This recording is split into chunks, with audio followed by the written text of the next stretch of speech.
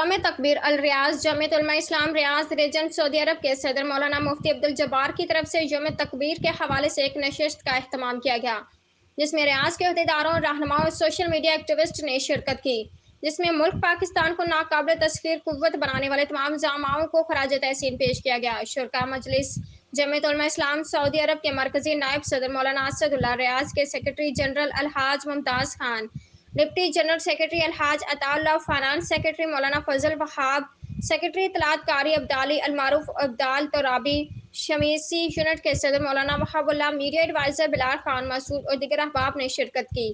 تقریب کا اختتام مولانا اسد اللہ کی دعا سے ہوا، جس میں ملک پاکستان کی بقا اور سالمیت کے لیے خصوصی دعا کی گئی،